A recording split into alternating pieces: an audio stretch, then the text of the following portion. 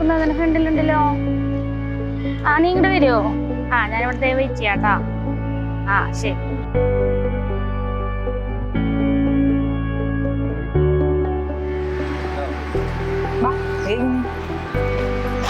Hello, സ്വപ്നം കണ്ടിരിക്കണോ? എടാ നീ കുറെ നേരമായല്ലോ ബുക്കൊക്കെ നോക്കിയിരിക്കാൻ തുടങ്ങിയിട്ട്. നാളെ നിനക്ക് വല്ല എക്സാം ഉണ്ടാ? എക്സാം ഒന്നുമില്ല, ഞാനങ്ങനെ ചിന്തിക്കുകയായിരുന്നു. ഈ ബുക്കിലൊക്കെ കണ്ടോ ഒരു പൗരന്റെ മൗലിക അവകാശങ്ങൾ എന്നൊക്കെ എഴുതി വെച്ചിട്ട് അതൊക്കെ നമുക്ക് കിട്ടുന്നുണ്ടോ? നീ പറയുന്നത് ശരിയാണ്, പക്ഷെ എന്ത് ചെയ്യാം, നിയമം ശരിയല്ല. എടാ നിങ്ങൾ പറയുന്നതൊക്കെ ശരിയാണ്, പക്ഷെ ഇതിന് നമുക്കൊന്നും ചെയ്യാൻ പറ്റില്ലല്ലോ. നമ്മൾ ആരെയാണ് വിശ്വസിക്കേണ്ടത്? നമുക്ക് വോട്ടവകാശമൊക്കെ ആയില്ലേ? ഇടതും വലതും മാറി മാറി ഭരിച്ചിട്ട് നമുക്ക് എന്തൊക്കെയാണ് കിട്ടിയത്? നീ പറയുന്നത് ശരിയാണ്, പക്ഷെ എന്ത് ചെയ്യാം. ഈ പ്രതീക്ഷ നഷ്ടപ്പെട്ടിട്ടൊന്നുമില്ല. കാരണം നമ്മുടെ തൃശ്ശൂരിന്റെ ഹൃദയഭാഗത്തെ ആകാശകാലം നിങ്ങൾ കണ്ട.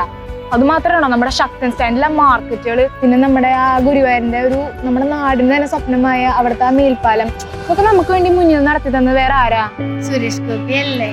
അത് ശരിയാണ്. സുരേഷ് ഗോപിയെ പോലെ നല്ല മനസ്സുള്ള ഒരാള് നമ്മുടെ നാട്ടിൽ നിന്ന നാടിന്റെ വികസനം മാത്രല്ലേ ഉണ്ടാവൂ. എടാ നമ്മുടെ ആ മനുഷ്യ സ്നേഹി ഈ തൃശ്ശൂരിന് ശക്തനെ തട്ടത്തിന് മത്സരിക്കുമ്പോ നമ്മുടെ കഞ്ഞു കൂട്ടം നമ്മൾ പിന്നെ വേറെ ആർക്കാ കൊടുക്കുക?